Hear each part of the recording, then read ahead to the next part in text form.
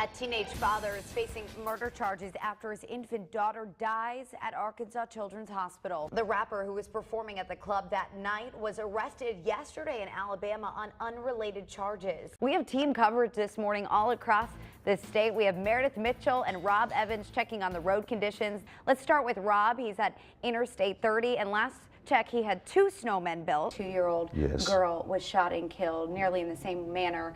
Incidents of people showing guns at stoplights. It is making people scared. It's making people scared to even get in the car and drive. We are in a trike flight. This is Beach Flight Aviation. I'm with a certified FAA instructor. His name is Gary. He's the only person that does these flights within a couple 100 miles. Now you compared this to another suit. It looked like wedding suit? Italian wedding suit. The subliminal messages. Are you dating someone? I mean, this is incredible. She thought of it as a wedding suit. I prefer pork butt, apparently. You know, Rob, we were trying to reach that goal of 10,000. Time's almost up, and should I tell him? Yeah, go ahead. You tell him. Okay, I'll tell him. We beat that goal, Rob. That's an old goal. 10,000 boxes. You kidding me? This is a story that affects every parent out there. Her 6-year-old daughter is kidnapped in just a matter of seconds. 6-year-old Morgan Nick was abducted from a crowded Little League ball field. Morgan's mom was just 50 yards away. It's a story that captivated the country, and more than 2 decades later, still resonates in people's hearts. I think they are captivated by her story of being at a baseball field and chasing fireflies. And I think that is why people continue to pay attention to her story. June 9th will mark 21 years since Colleen Nick has seen or heard from her daughter Morgan.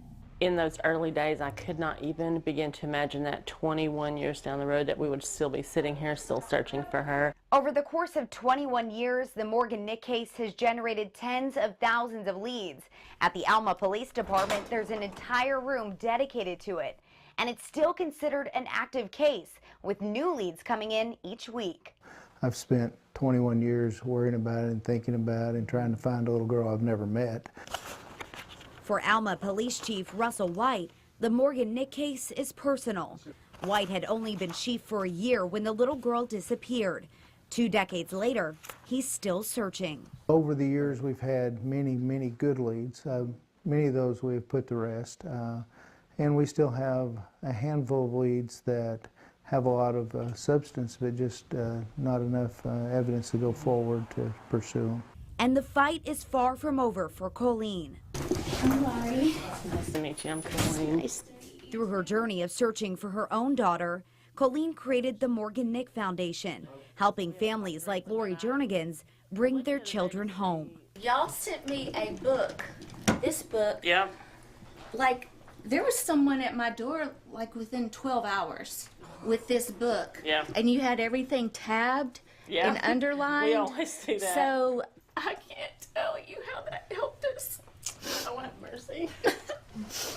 Then I went back through it. You didn't just read the book, you took it and you used it, you made it work for you, so that's the key. And what we realized is that if we kind of joined together, arm in arm, and began to fight back together, that everyone would be stronger, everyone would be more empowered. Fighting for others and refusing to give up hope that her own daughter will one day come home. I plan to someday look my daughter in the eye and say, I never, ever quit fighting for you. At 4 years old, Daniel Fulkerson has a need for speed. Payday, driver. While he doesn't necessarily always proceed with caution, there is one road off limits to this pint-sized driver. Peanuts and nuts. Do you like them, though? No, it makes me sick. It was a Sunday afternoon that went from 0 to 60 pretty quickly. When Daniel was 14 months old, he was rushed to the hospital after having a severe allergic reaction to a spoonful of peanut butter. He instantly began having trouble breathing. His lips swelled up. He was obviously in a lot of pain. 6 months after being diagnosed with a peanut allergy, Daniel was enrolled in a clinical study here at Arkansas Children's, one of 5 clinical sites in the country conducting the IMPACT study, introducing small amounts of food allergens to children, in this case peanuts, over a period of time. The thought process is that while they're young, their immune system is still developing. And so by having exposure to small amounts, that perhaps it can reprogram the immune system. There's a process, like anything else in medicine. But according to Gregory Kearns, president of the Arkansas Children's Research Institute, that isn't the only groundbreaking research the hospital is working on to fight back against food allergies. We are starting some work, interestingly, on another type of patch.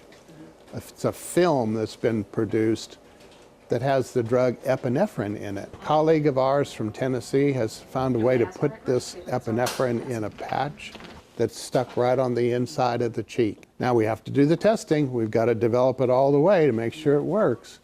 But if it does, like I think it will, and that work, much of it will be done right here at Arkansas Children's, imagine how simple and less frightening that treatment becomes. While the road ahead for Daniel is still unclear, I go really fast backwards. his family says the final destination is worth the drive. The thing about this study is that it answers some big questions within the allergy research community, and we feel like that's important. Beep, beep, beep, beep, beep.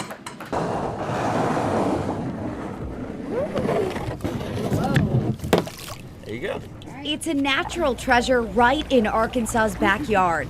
You better stay with me, I might float away. I'll catch up with you, no worries. But for some, the Arkansas River is a treasure still waiting to be discovered. And I just think people have been scared of the Arkansas River, and we really want to show that the Arkansas River is not something to fear, but something that needs to be respected. Right side, left side, right side, left side. It's a fear Arkansas native Samuel Ellis knows well. If it's anything like me growing up, my mom told me that the Arkansas River is scary and you're going to, it's going to hurt you if you even look at it wrong. But one he's hoping to help others overcome. There you go.